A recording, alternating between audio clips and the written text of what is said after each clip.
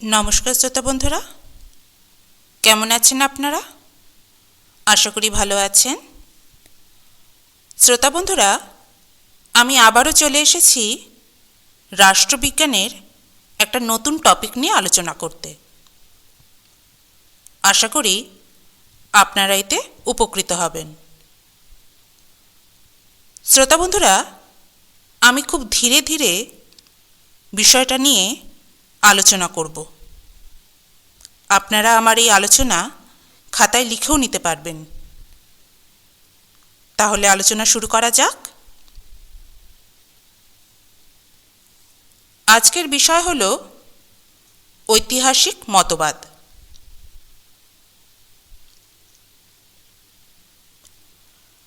রাষ্ট্রের উৎপত্তি বিষয়ক মতবাদগুলির মধ্যে ঐতিহাসিক মতবাদ বা বিবর্তনবাদ সর্বাধিক গ্রহণযোগ্য মতবাদ।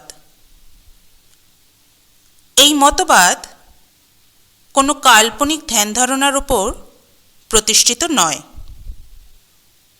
এটি বাস্তবকে ভিত্তি করে বিজ্ঞানসম্মত উপায়ে রাষ্ট্রের উৎপত্তি ব্যাখ্যা করেছে। আগে রাষ্ট্র সৃষ্টির যে মতবাদগুলি প্রচলিত ছিল সেগুলি একটি উপাদানকে গ্রহণ করেছে এবং অন্যান্য উপাদানকে অস্বীকার করেছে। বিবর্তনবাদই একমাত্র মতবাদ যা কিনা রাষ্ট্র সৃষ্টির পিছনে যে সকল উপাদান কার্যকর ভূমিকা গ্রহণ করেছে তাদের সকলের উপর গুরুত্ব আরোপ করেছে। এটি বিজ্ঞানসম্মত ও ইতিহাসসম্মতভাবে বক্তব্য উপস্থাপিত করেছে।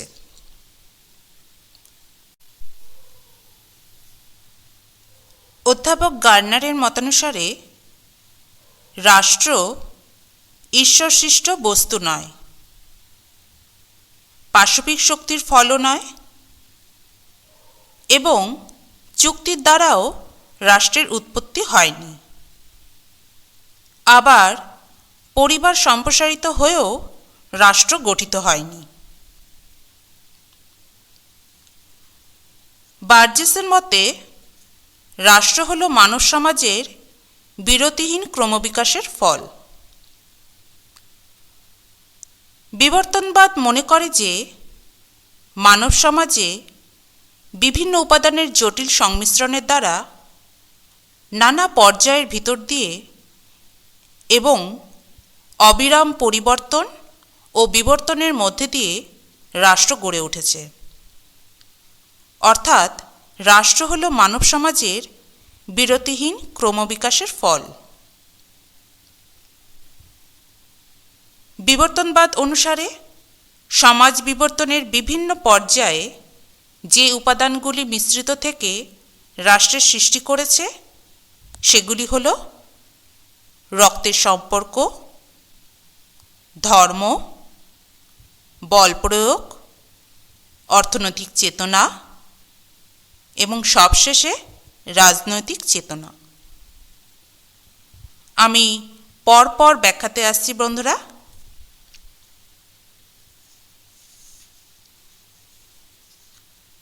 প্রথম উপাদান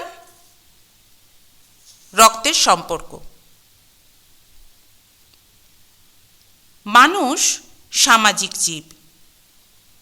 সামাজিক প্রবণতার চাপে এবং বিভিন্ন প্রয়োজনের তাগিদে মানুষ সমাজবদ্ধভাবে বসবাস করে। মানুষের সামাজিক জীবনের যোগসূত্র হিসেবে রক্তের সম্পর্ক অত্যন্ত গুরুত্বপূর্ণ। রক্তের সম্পর্কের ভিত্তিতেই আদিমকালে পরিবারের উদ্ভব হয়েছে। আর রাষ্ট্র গঠনের অন্যতম উপাদান হিসাবে পরিবারের ভূমিকা বিশেষভাবে গুরুত্বপূর্ণ। একই রক্তের ধারায় সৃষ্ট পরিবার বৃদ্ধি পেয়েছে এবং বিভক্ত হয়েছে। তার ফলে সৃষ্টি হয়েছে গোষ্ঠীর। উত্তর পুরুষের মধ্যে এই রক্তের সম্বন্ধ বা আত্মীয়তার বন্ধন ধীরে ধীরে বৃহত্তর সামাজিক ভ্রাতৃত্বের বন্ধনে রূপান্তরিত হয়েছে। এই প্রসঙ্গে অধ্যাপক ম্যাকাইভার বলেছেন, রক্তের সম্পর্ক সমাজ সৃষ্টি করল এবং সমাজ অবশেষে সৃষ্টি করল রাষ্ট্রের। ম্যাকাইভার আরও বলেছেন, আত্মীয়তার সম্পর্ক প্রসারিত হয় এবং কালক্রমে রাষ্ট্রনৈতিক সম্পর্কে পরিণত হয়। এবার আসছি দ্বিতীয় উপাদানে। দ্বিতীয় উপাদান ধর্ম।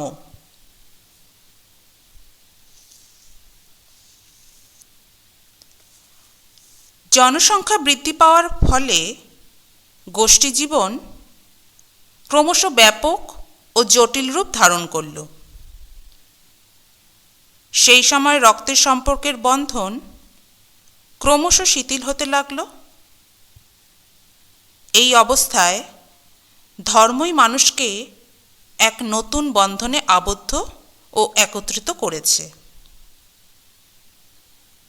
গোষ্ঠী জীবনের এই বিপর্যয়ের মুখে ধর্মই সমাজ জীবনের ভাঙন রোধ করেছে।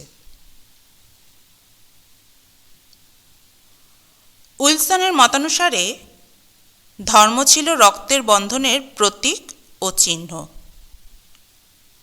একতার, শুদ্ধতার, কর্তব্যসমূহের প্রকাশ।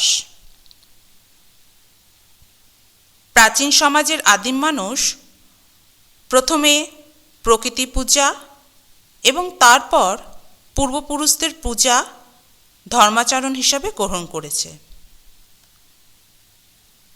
ঝড় ঝঞ্ঝা, বজ্রপাত, ভূমিকম্প, ঋতু পরিবর্তন প্রভৃতি প্রাকৃতিক শক্তিসমূহকে তারা ভয় ও শ্রদ্ধার চোখে দেখত।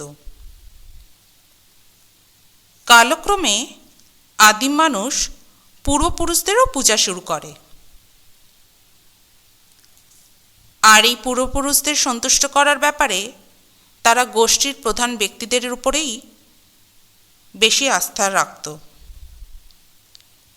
এই গোষ্ঠীপতি প্রধান পুরোহিত হিসেবে স্বীকৃতি ও মর্যাদা লাভ করে। ধর্মই এই আনুগত্যবোধ বিকাশ করে রাষ্ট্র গঠনে বিশেষভাবে সাহায্য করেছে। ধর্ম মানুষের সমাজ চেতনাকে জাগ্রত করে তাদের ঐক্যবদ্ধ করেছে এবং মানুষকে ধর্ম আনুগত্যের শিক্ষা দিয়েছে। আবার বিশৃঙ্খল ও অরাজকতা অবস্থার মধ্যে ধর্ম শৃঙ্খলা এনেছে। এবারে আসি ৩ নম্বর উপাদানে। ৩ নম্বর উপাদান বল প্রয়োগ। মানুষের বাঁচার তাগিদ বা আত্মরক্ষার সংগ্রাম চিরদিনের। এক্ষেত্রে বল প্রয়োগের ভূমিকা অনস্বীকার্য। বস্তুত রাষ্ট্রের উৎপত্তির পিছনে আত্মরক্ষার তাগিদের একটি বড় ভূমিকা আছে। এ ব্যাপারে ওপেনহাইমার, কার্ল মার্কস প্রমুখ চিন্তাবিদ সহমত পোষণ করেন। গোষ্ঠী জীবন আরও ব্যাপক রূপ যখন ধারণ করল, তার ফলে বিভিন্ন জনগোষ্ঠীর মধ্যে যুদ্ধবিগ্রহ ও সংঘর্ষের ঘটনা ক্রমশ বাড়তে লাগল। তখন আক্রমণ করা ও আক্রমণ প্রতিরোধের জন্য একটি বল প্রয়োগকারী শক্তির সংগঠন ও ব্যবহার অপরিহার্য হয়ে উঠল। গোষ্ঠীর মধ্যে সংগঠিত এই শক্তি কালক্রমে সার্বভৌম শক্তিতে পরিণত হল এবং সকলের আনুগত্য অর্জন করল। রাষ্ট্রনৈতিক সংগঠন সৃষ্টির পিছনে বল প্রয়োগের গুরুত্বপূর্ণ অবদান আছে। বল প্রয়োগের মাধ্যমেই রাষ্ট্রের উৎপত্তি ও তাকে টিকিয়ে রাখা সম্ভব।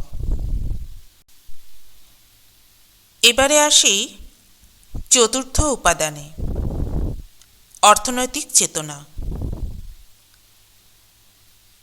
প্রাচীনকালের আদিম মানুষ প্রকৃতি থেকে খাদ্য আহরণ করত। তখন ব্যক্তিগত সম্পত্তির সৃষ্টি হয়নি। তারা যা কিছু সংগ্রহ করত তার সবই সমানভাবে ভাগ করে ভোগ করত। তারপর পশুপালন ও কৃষিযুগের সূচনা হলো। এই পর্যায়ে ব্যক্তিগত সম্পত্তির সৃষ্টি হলো। ধন বৈষম্যের ভিত্তিতে সমাজে বিভিন্ন শ্রেণীর উদ্ভব হল এবং শ্রেণী সংঘর্ষের সৃষ্টি করল। এই অবস্থায় আইন শৃঙ্খলা ও শাসনের প্রয়োজনীয়তা বিশেষভাবে অনুভূত হল এবং প্রয়োজনের তাগিদেই মানুষ রাষ্ট্রনৈতিক জীবনে সংগঠিত হল। মার্ক্সবাদীরা রাষ্ট্র সৃষ্টির ব্যাখ্যা হিসাবে সমাজে বিভিন্ন শ্রেণী ও শ্রেণী সংঘর্ষের সৃষ্টি এবং ব্যক্তিগত সম্পত্তি রক্ষার প্রয়োজনকে বড় করে দেখেছেন। অধ্যাপক গেটেলের মতে রাষ্ট্র সৃষ্টির পিছনে আদিম মানুষের অর্থনৈতিক কার্যকলাপের অবদান নানাভাবে বর্তমান।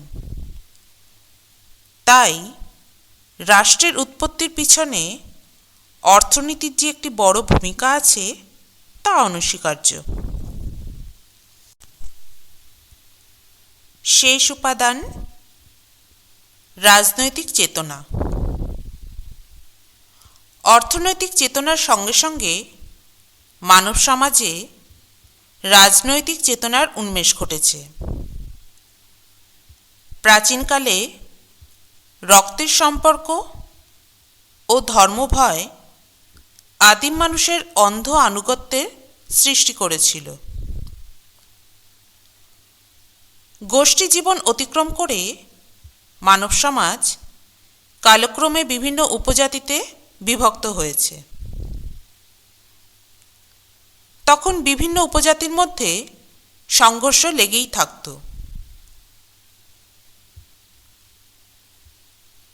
এই যুদ্ধবিগ্রহ বিজয়ী নায়কের প্রতি আনুগত্যকে আরও সুদৃঢ় করেছে। আর এই আনুগত্যই একটি সুশৃঙ্খল ও সংঘবদ্ধ প্রতিষ্ঠানের উদ্ভব ঘটতে সহায়তা করেছে। এভাবে রাষ্ট্রের উৎপত্তি ঘটেছে। তাই রাষ্ট্র সৃষ্টির পিছনে অর্থনৈতিক ও রাজনৈতিক চেতনার অবদান খুবই অনস্বীকার্য। তাহলে শ্রোতা বন্ধুরা, আমি আশা করছি যে আমার এই বিশ্লেষণ আপনাদের আলোচ্য বিষয় সম্পর্কে একটা সুস্পষ্ট ধারণা পেতে সাহায্য করেছে। ভিডিওটি ভালো লাগলে লাইক, শেয়ার এবং সাবস্ক্রাইব অবশ্যই করবেন এবং নোটিফিকেশন পাওয়ার জন্য বেল আইকন প্রেস করবেন। বন্ধুরা ভালো থাকবেন। আজ এখানেই শেষ করছি। নমস্কার।